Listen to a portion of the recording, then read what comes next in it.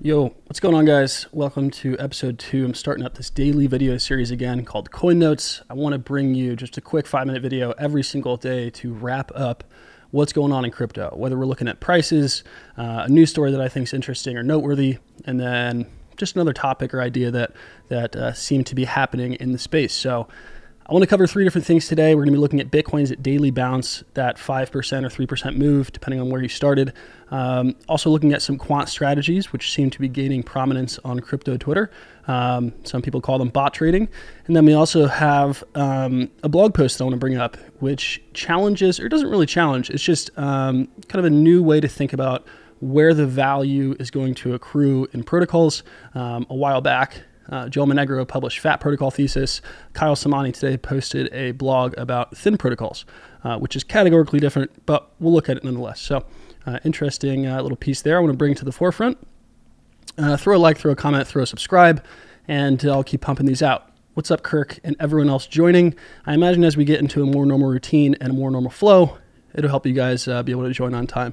Nonetheless, you can watch it later. Anyways, let's jump into it. We only have 5. Yesterday, following up on where Bitcoin was, I was looking at and kind of mapping, putting things into perspective, really, Bitcoin's price and where we were in February, the low of 6K really, and then 5,800, the low in 2018. Right after today, we had a 5 or 3% move, still not able to even reach 6,600 or 6,800, both of which have acted as major supports this year. So I already kind of noticed on Twitter, and I imagine most of you noticed as well, sentiment flips really quick. Yesterday, we have the outright calls of 3 and 5K or 100% happening. And today we already have kind of rationing going on, rationalizing going on that's saying, you know, this $2,000 pullback was fine. It's all part of the bullish movement. The thing that I want to take away from this, I'm not here to make trade calls or really focus on too much technical analysis here. Anyways, in this series, it's not the point.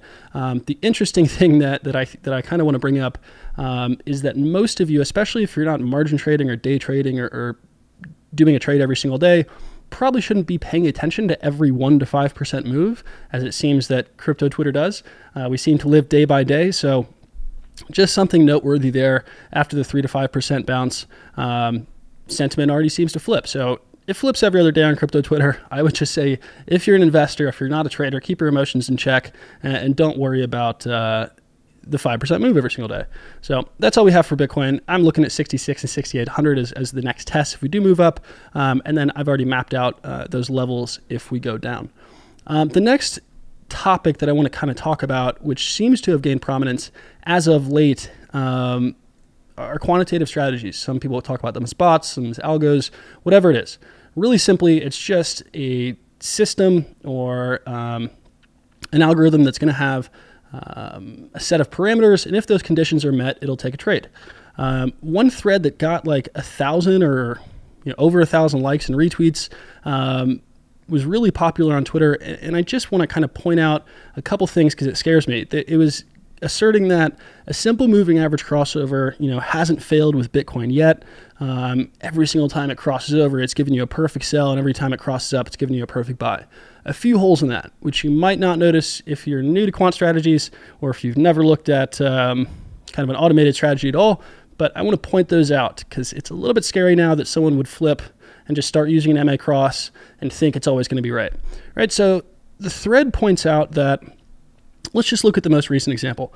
Right here, I highlighted when the faster moving average, and I'm going to make these a little bit easier to see for you guys. So the faster moving average here is white, the slower moving average is blue.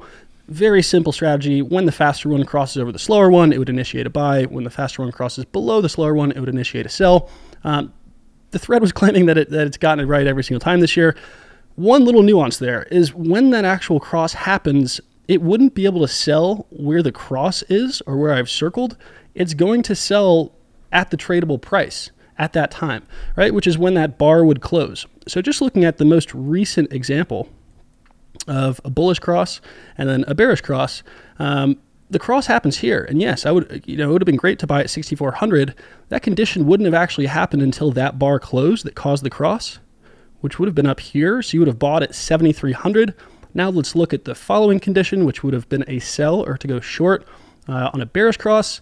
The cross does happen here, and yes, it would have been nice to close out a nice trade at 7,600 and go short. In reality, that's not what's going to happen, right? In order for this condition to actually get met, this candle has to close.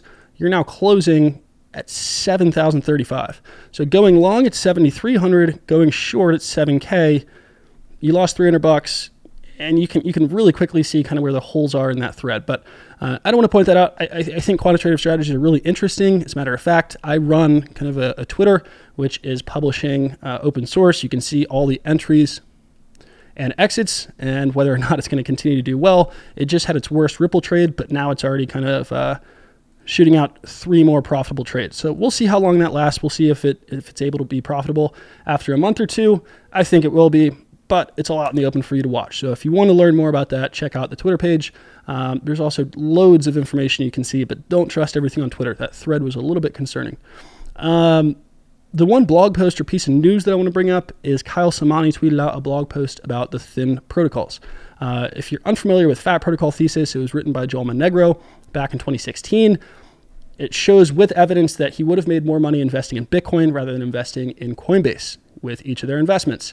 That led him to the thesis that protocols will accrue more of the value than the top-end applications, which is different than the previous web stack, right? So Kyle doesn't necessarily go against that thesis.